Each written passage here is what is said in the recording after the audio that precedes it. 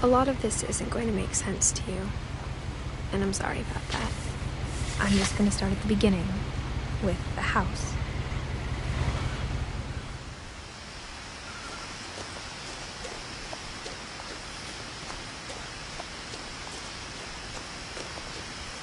I lived here until I was 11, but I wasn't allowed inside half the rooms.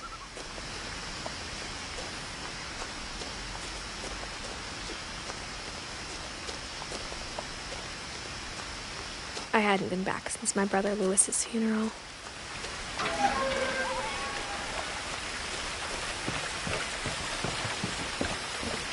In her will, my mother left me a key, but didn't tell me what it unlocked. Maybe she thought I'd know. Or she thought the mystery would be enough to bring me back.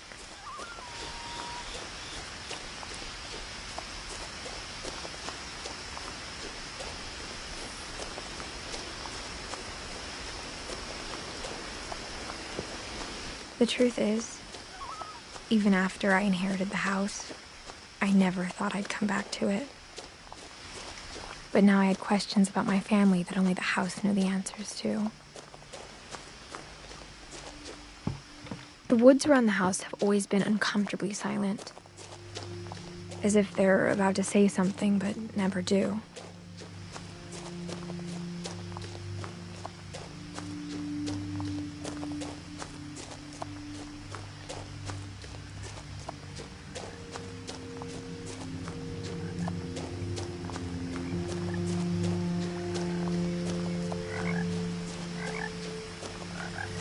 The house was exactly like I remembered it, the way I'd been dreaming about it.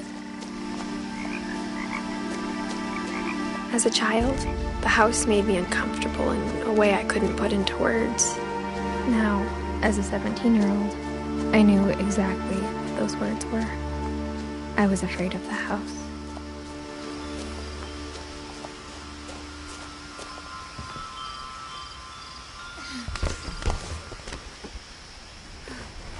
Crawling through the doggy door used to be a lot easier when I was 11.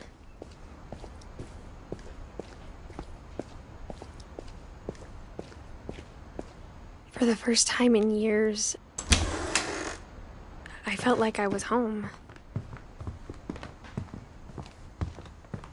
Nothing in the house looked abnormal. There was just too much of it, like a smile with too many teeth. After Milton disappeared, Mom sealed up all the bedrooms.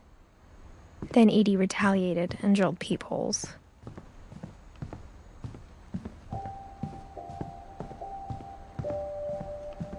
I spent a lot of time playing in Great Uncle Walter's room. Lewis told me there were secret passages, but I never believed him. Turns out, my mom was really good at keeping secrets. Now it was time to find out what my mom had been afraid of.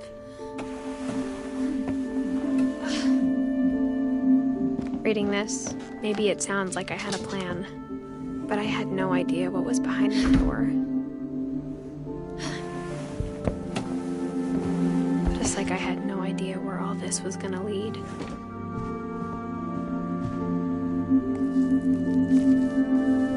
December 13th, 1947. Dear Diary, I'll be gone soon, but I wanted to tell somebody about what's gonna happen. It started when Mom sent me to bed without dinner. I woke up and I was starving, so I looked around for something to eat. The gerbil food was dry, but I didn't mind it.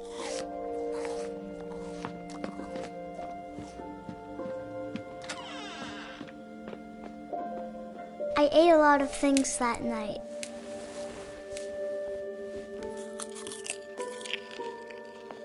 I kept eating and eating.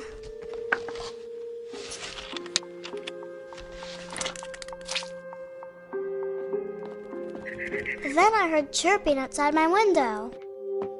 It was a barn swallow going back to her nest. I reached out for her. And suddenly, I was a cat. I tried to be quiet, but the bird was really scared.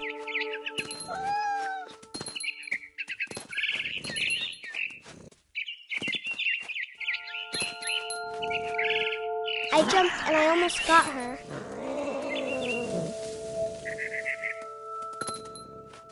I could tell she was getting really tired. Now I was up in the big tree. I promised Dad I wouldn't climb it anymore. All I cared about was eating that mama bird. I gobbled her up. And suddenly, I was an owl. First, all I heard was the wind. Then I heard little teeth nibbling in the grass.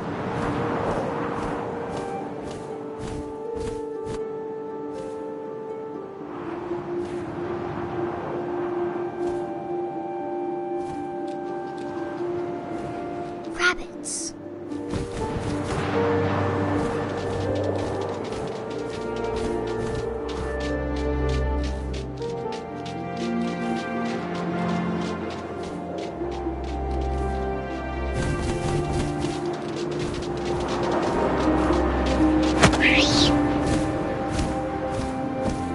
I imagined his face looking up and seeing mine through my talons.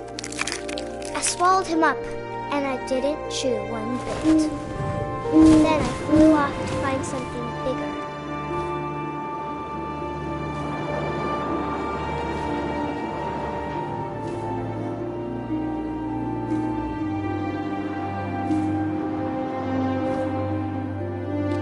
A mama rabbit.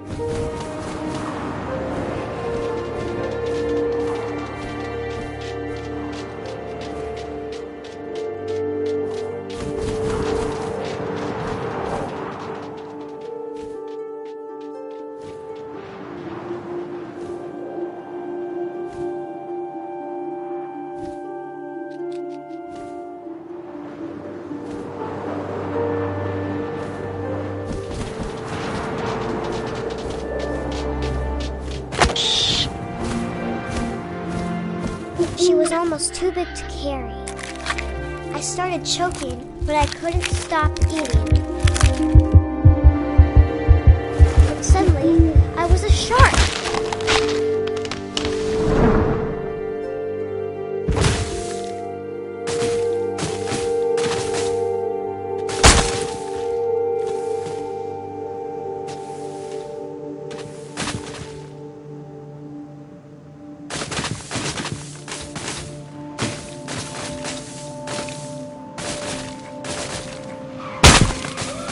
I rolled off a cliff and into the ocean. Now, I was hungrier than ever.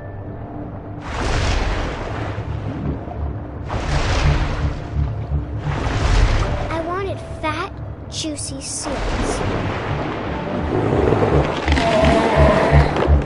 I tore off her flipper, and it tasted really good.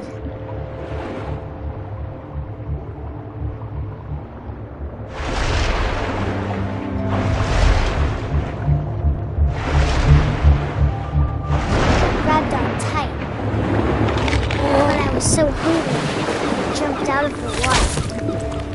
When I opened my eyes, everything changed. Now I was a monster, and I smelled people everywhere.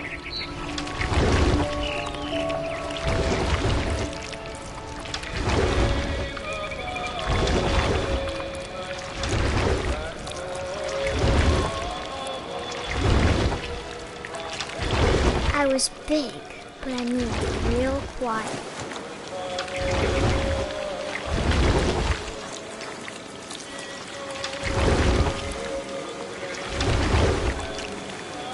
I wanted to stop, but also I didn't.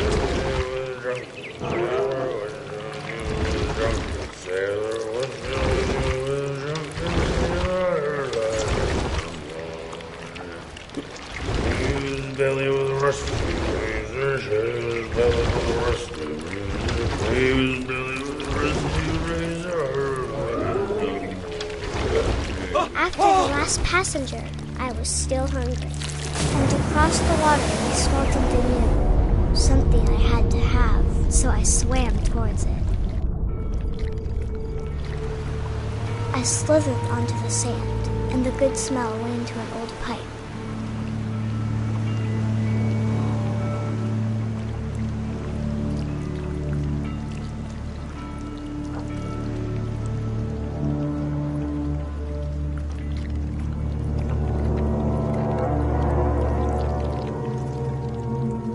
I got closer and closer.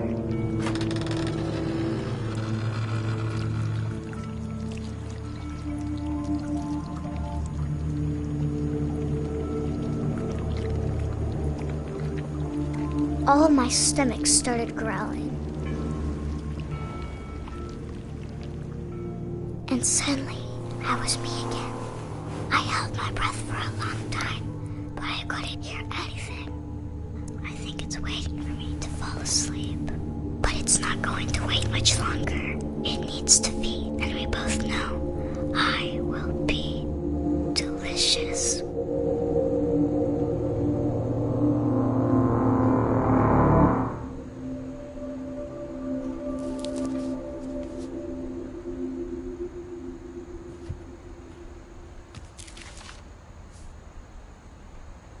I'm not sure if I believed all of that, but I'm sure Edie would have.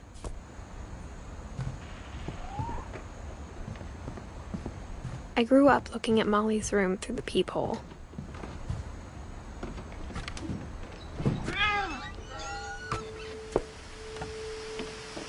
This will be obvious later, but my mom never told me any of these stories. Edie would have, but Mom didn't like bringing up the past. Though, when we adopted a stray kitten, she was the one who named it Molly. I spent a lot of time in Great-Grandma Edie's room. Even in her 90s. Sometimes Edie seemed a lot younger than my mother. The only trace Grandpa Sam's first wife, Kay, left on the house was the pink bathroom.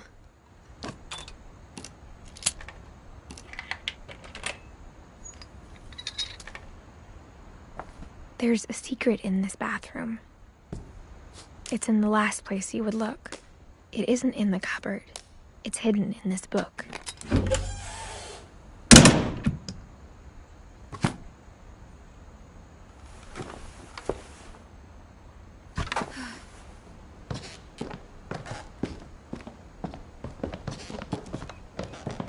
From the paintings on the wall, it was clear my brother Milton had been here before me.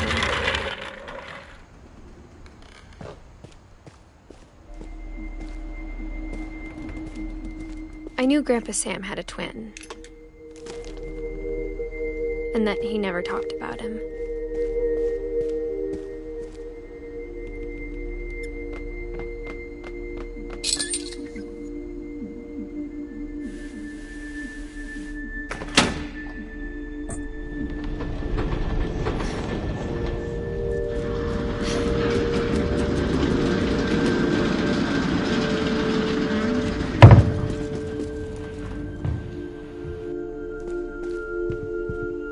passages were a pretty tight fit. They'd obviously been built for smaller hands and bellies.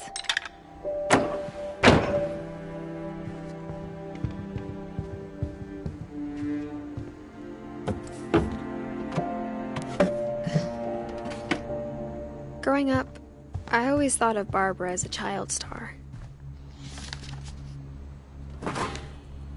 Of all the stories people wrote about Barbara's death, I'm surprised Edie saved this one.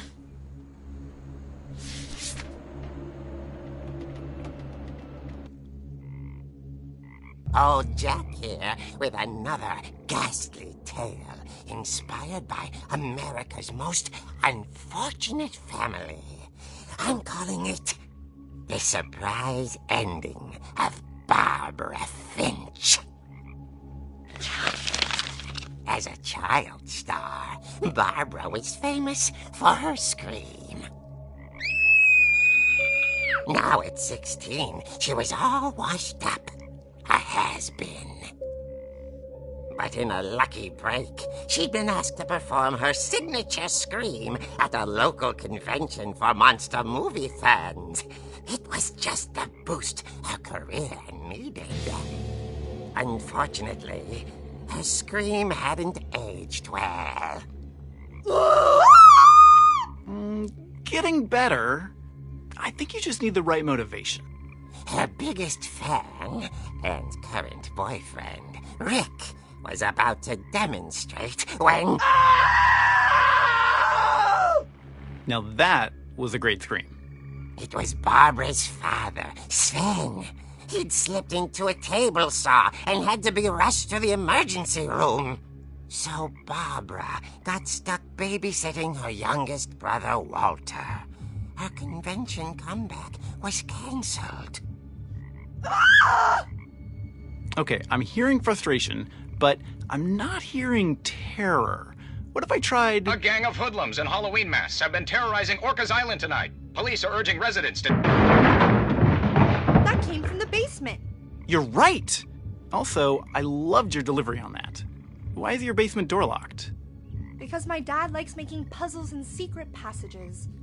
There's a key hidden in the music box. The secret is to keep winding and winding until finally the key pops out. Thanks, babe. I'll be back in a sec. 20 minutes later, Rick hadn't returned. So Barbara went to look for him, right on cue. She reached for the music box. And as she wound the key, she listened for Rick, but the house was silent.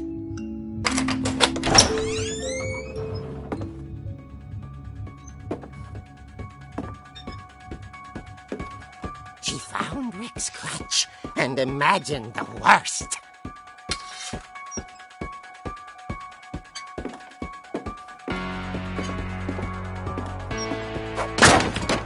Leader is the infamous Hookman killer, Dr. Carl Hamill, who impaled and then ate his family 10 years ago tonight. The old fridge rattled and grew still. Oh dear! Oh! Rick? Barb, relax. I was just trying to scare you to help you find your scream. Well, I'm not scared, Rick. I'm furious. Then act furious. All I'm getting from you now is that you're hurt and confused and you're... She threw him out, but she kept a little something to remember him by. Barb, have you seen my other crutch? And she was still holding it when she fell asleep watching the late picture show. Hours later... Barbara! Walter, what's going on up there? Ah! Okay, I'm coming up, but if this is a trick, you're dead, Walter.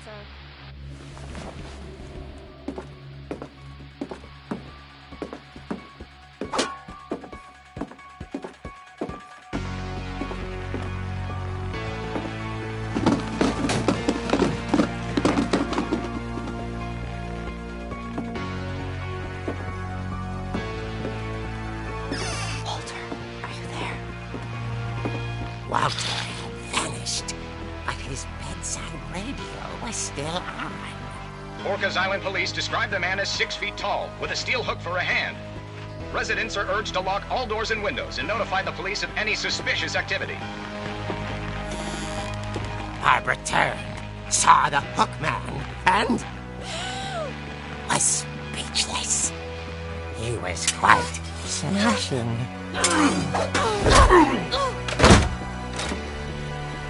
And he was. He couldn't get enough of Barbara. Okay, Barbara. There's gotta be another way out of here. That night, she played her part beautifully.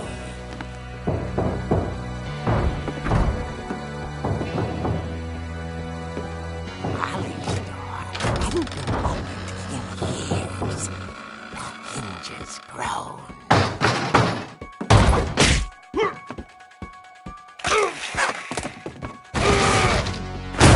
He wasn't moving, but she sensed the story might not be over yet.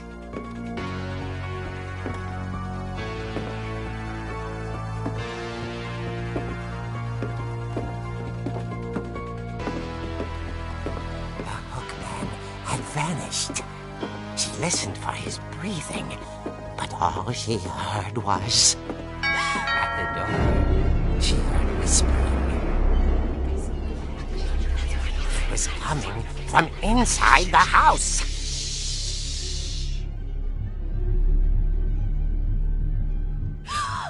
Oh dear.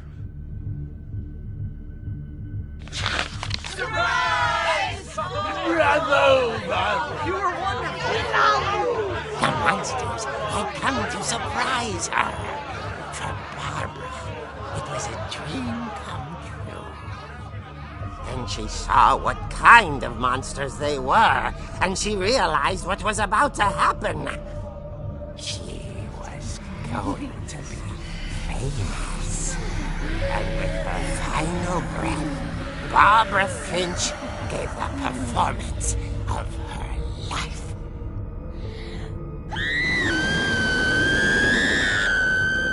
I wasn't there myself, but I hear Barbara was magnificent. Poor girl. She had a taste for stardom. But unfortunately, so did her fans. Of course, the police blamed it all on poor Rick, who disappeared the same night. And little Walter, hiding under his bed the whole time. He took it all pretty hard, but that's another story. As for Barbara, tucked inside the music box is all they ever found of her. Her ear. Now that's what I call a real eerie tale.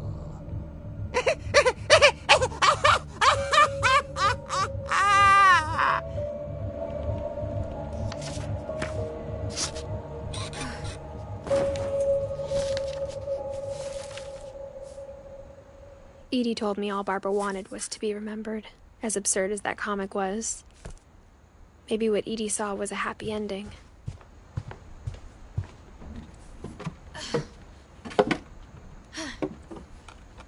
I guess now I know why Mom didn't like me playing with the music box.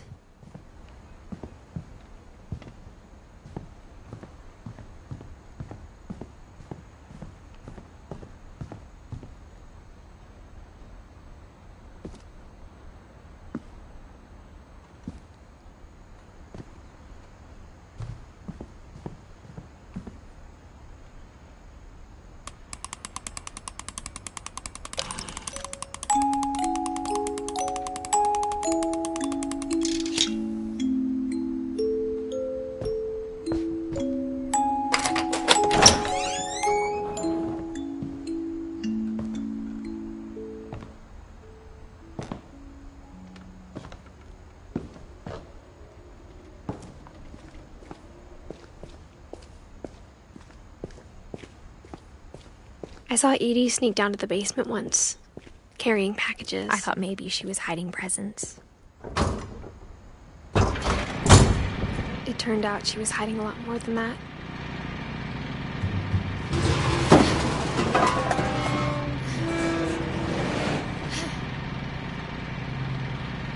remember asking Mom once about where Walter had gone.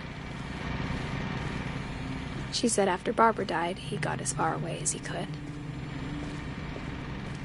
If there's a pattern in all these stories, I think it's that none of us has gotten very far.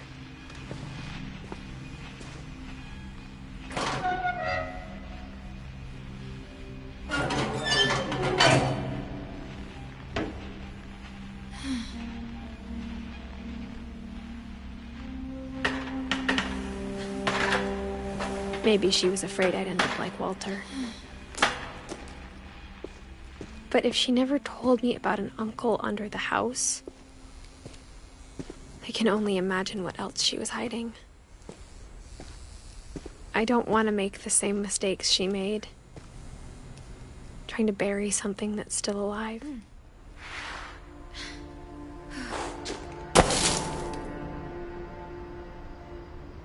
Now that there's only one of us left, or maybe two,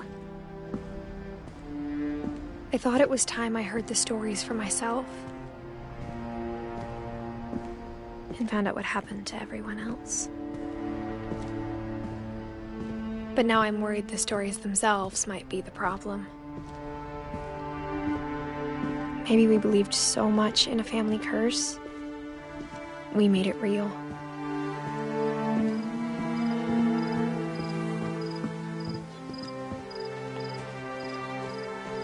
I don't know if I should even be writing this.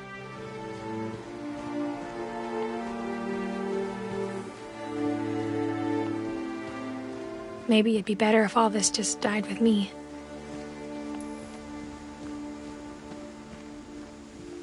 But I thought you should know about your family.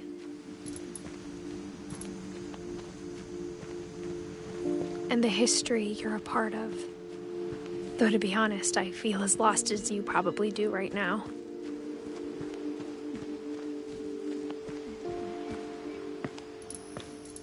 I think the people in these stories believed them, for what that's worth.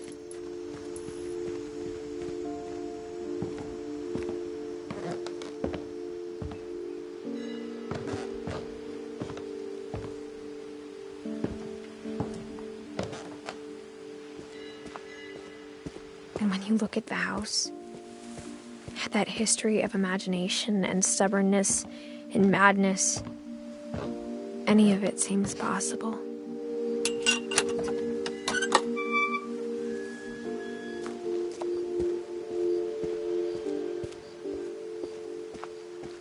I think we've been surrounded by death for so long, we've just gotten used to it.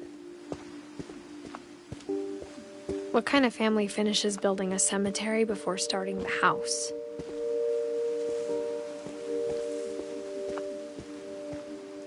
It's embarrassing for me to admit this, but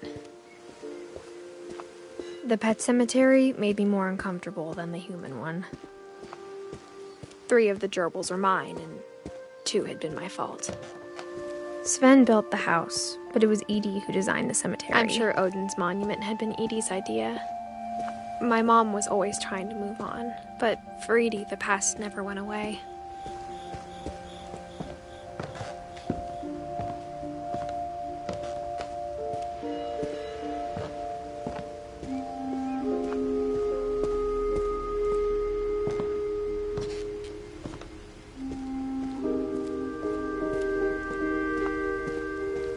There's so many things I wish I could ask my mom now.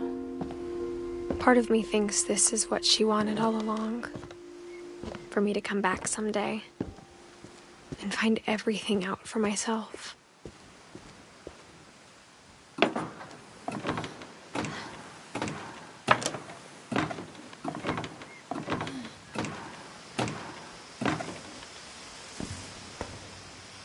But looking back on it now, if she told me there was going to be so much climbing, I never would have come when I was 22 weeks pregnant.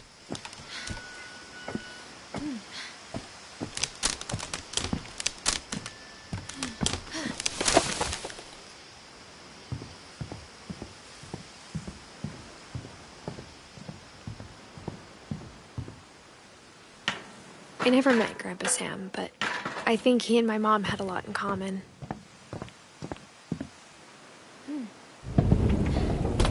They were both pretty intense.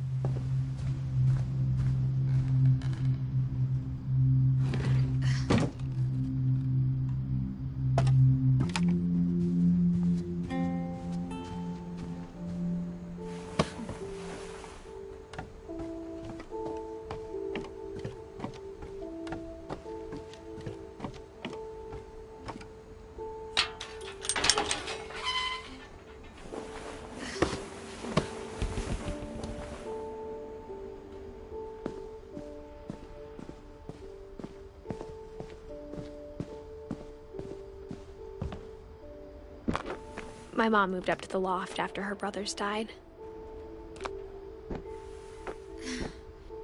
At the time, it was as far away as she could get.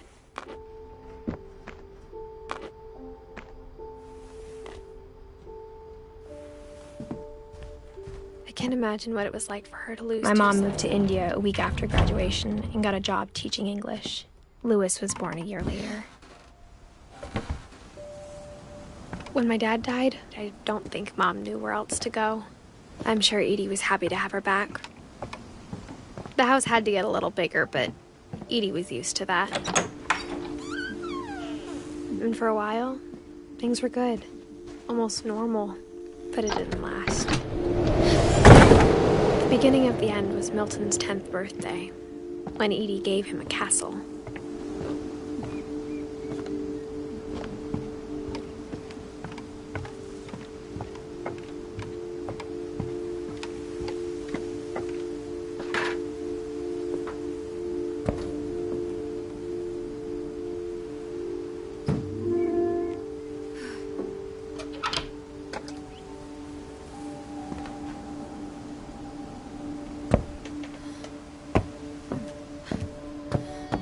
Louis's room smelled very, very familiar. That part of him lived on.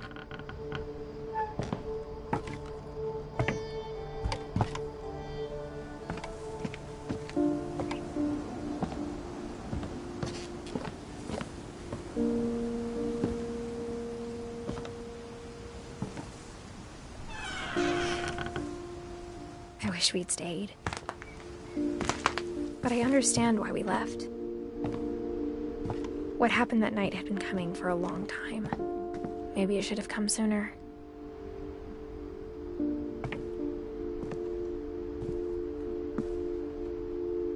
But it had to end one way or another. All that's left now is to tell you about that last night.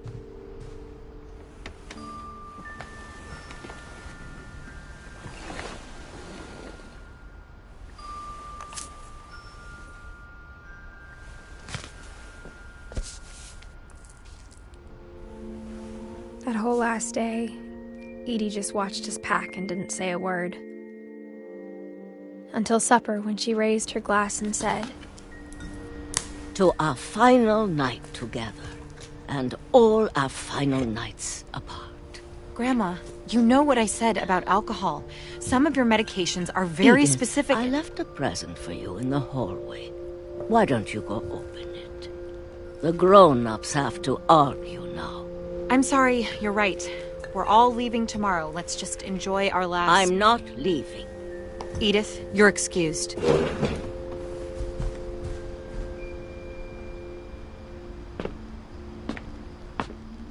The power had been shut off that morning, but Edie always had plenty of candles. When my mom sealed the library, I don't think she knew about the other entrance, or that Edie had a key to it.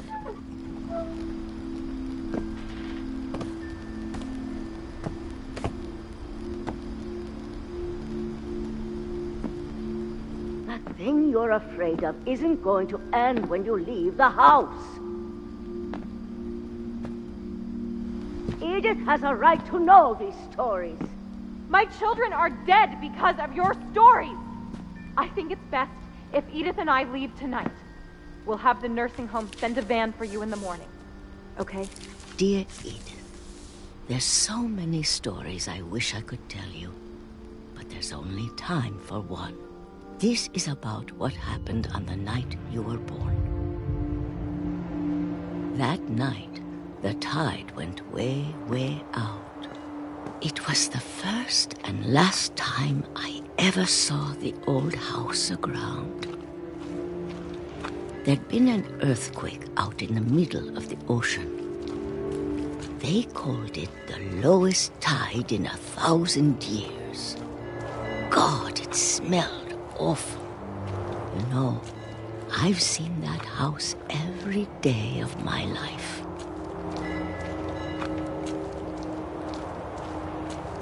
But I never thought I'd go back to it. When the fog rolled in, I lost my way.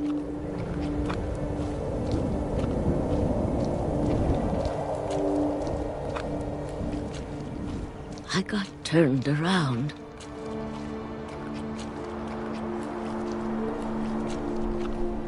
I started seeing things.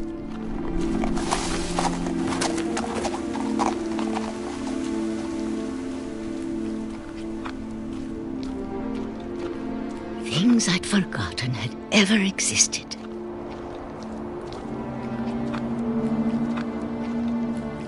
But when I saw them, they felt like old friends. That night, a lot of things came back to me.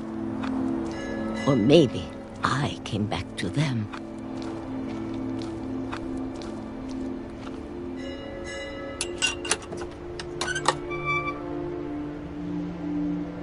Things I can't explain, but that I need you to try and... Edith, what are you doing in here?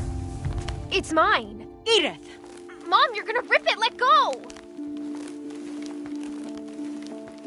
I kicked and screamed, but Mom dragged me to the car. I never saw Great-Grandma Edie again. The next morning, the van came to pick her up, but she was already gone. After that, we moved around a lot.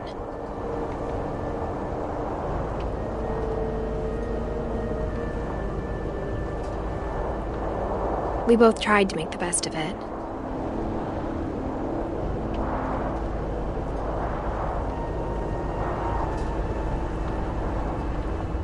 A few years went by.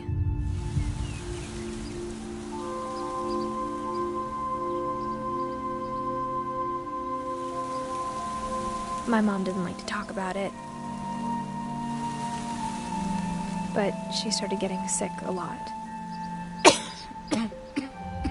The rest happened pretty quickly. She got better for a while, and then she didn't.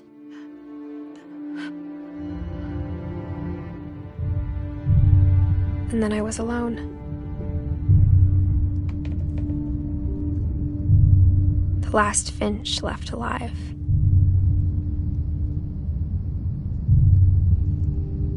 Until I found out about you. I'm still not sure what to tell you about all this. If we lived forever, maybe we'd have time to understand things. But as it is, I think the best we can do is try to open our eyes. And appreciate how strange and brief all of this is. This journal was supposed to be for you. But now I hope you'll never see it. I just want to meet you and tell you all these stories myself. But I guess if you're reading this now, things didn't work out that way.